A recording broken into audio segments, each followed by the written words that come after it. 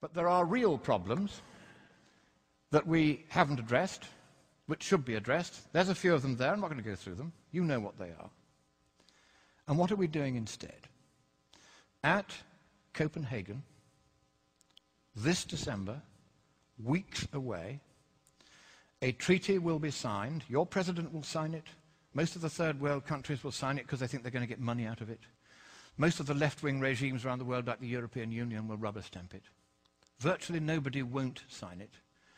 I have read that treaty, and what it says is this, that a world government is going to be created. The word government actually appears as the first of three purposes of the new entity.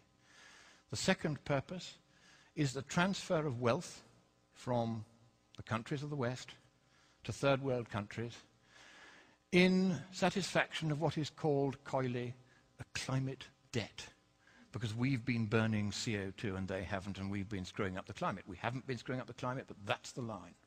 And the third purpose of this new entity, this government, is enforcement. How many of you think that the word election or democracy or vote or ballot occurs anywhere in the 200 pages of that treaty? Quite right, it doesn't appear once. So at last, the communists who piled out of the Berlin Wall and into the environmental movement and took over Greenpeace, so that my friends who founded it left within a year because they'd captured it. Now the apotheosis is at hand. They are about to impose a communist world government on the world. You have a president who has very strong sympathies with that point of view. He's going to sign. He'll sign anything. He's a Nobel Peace Laureate. Of course he'll sign it. And the trouble is this.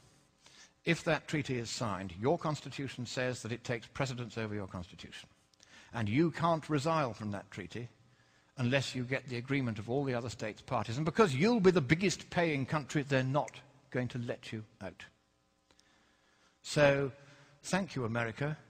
You were the beacon of freedom for the world. It is a privilege merely to stand on this soil of freedom while it is still free. But in the next few weeks, unless you stop it, your president will sign your freedom, your democracy, and your prosperity away forever.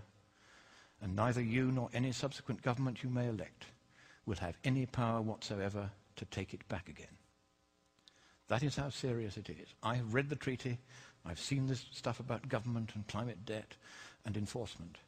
They are going to do this to you, whether you like it or no. But I think it is here in your great nation, which I so love and I so admire.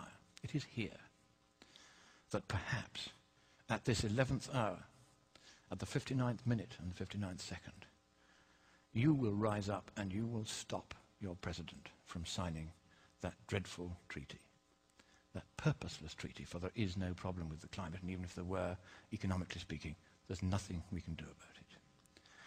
So I end by saying to you the words that Winston Churchill addressed to your president in the darkest hour before the dawn of freedom in the Second World War.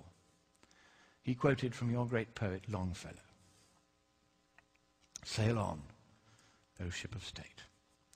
Sail on, O Union, strong and great.